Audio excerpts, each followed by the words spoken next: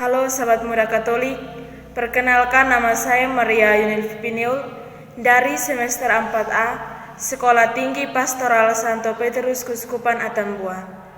Baik, pada kesempatan ini saya mengajak kita semua untuk mendengar dan merenungkan bacaan Injil hari ini. Sebelum kita memulai, saya mengajak kita semua untuk berdoa. Dalam nama Bapa dan Putra dan Roh Kudus, amin. Allah Bapa di dalam surga, puji dan syukur kami panjatkan kehadirat-Mu, karena begitu besar cinta dan kasih-Mu kepada kami anak-anak-Mu. Pada kesempatan ini, kami anak-anak-Mu berkumpul di sini untuk mendengar dan merenungkan firman-Mu. Dengan pengantaran Kristus Tuhan kami, amin. Inilah Injil Yesus Kristus menurut Matius, dimuliakanlah Tuhan. Setelah Yesus tiba di daerah Kaisarea Filipi, ia bertanya kepada murid-muridnya, "Kata orang, siapakah anak manusia itu?"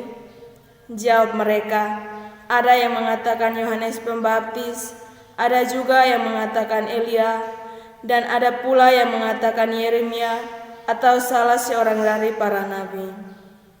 Lalu Yesus bertanya kepada mereka, "Tetapi apa katamu, siapakah aku ini?" Maka jawab Simon Petrus, "Engkau adalah Mesias, Anak Allah yang hidup." Kata Yesus kepadanya, "Berbahagialah engkau Simon bin Yunus, sebab manusia yang mengatakan itu kepadamu, melainkan Bapa-Ku yang di surga. Dan aku pun berkata kepadamu, engkau adalah Petrus, dan di atas batu karang ini aku akan mendirikan jemaat-Ku, dan alam maut tidak akan menguasainya. Kepadamu akan kuberikan kunci kerajaan surga. Apa yang kau ikat di dunia ini akan terikat di surga, dan apa yang kau lepas di dunia ini akan terlepas di surga." Demikianlah sabda Tuhan. Terpujilah Kristus. Bapak, Ibu, saudara-saudari yang terkasih dalam Kristus, pada hari ini kita merayakan pesta Santo Petrus. Santo Petrus dipilih oleh Yesus secara langsung sebagai paus pertama dan dipercaya untuk meneruskan perannya di dunia sebagai wakil Kristus dan gembala tertinggi gereja. Terlepas dari segala kelebihan dan kekurangan Santo Petrus yang tentu saja sudah diketahui oleh Yesus. Ia sendiri tahu bahwa Petrus pernah menyangkalnya. Meskipun demikian, Yesus tetap memilih Santo Petrus sebagai pemimpin gereja. Bahkan, ia diberi kuasa untuk mengikat dan melepaskan segala sesuatu. Artinya, Yesus tidak pernah ragu pada manusia, karena apapun yang terjadi, ia selalu beserta kita. Selalu ada tempat bagi kita untuk kembali padanya tiap kali mulai berbelok arah. Bapak, Ibu, saudara-saudari yang terkasih dalam Kristus, jika pada kita saat ini ditanya, siapakah Yesus dalam hidupmu? Mungkin kita bisa memberi jawaban yang tepat sebagaimana yang tertulis dalam Injil.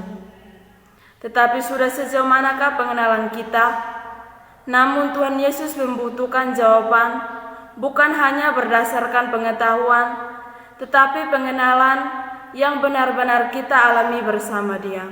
Bapak, Ibu, saudara-saudari yang terkasih dalam Kristus, semoga kita dapat meneladani sikap Petrus yang meskipun menjadi pemimpin, tetap rendah hati dan sukarela menjadi pelayan bagi sesama.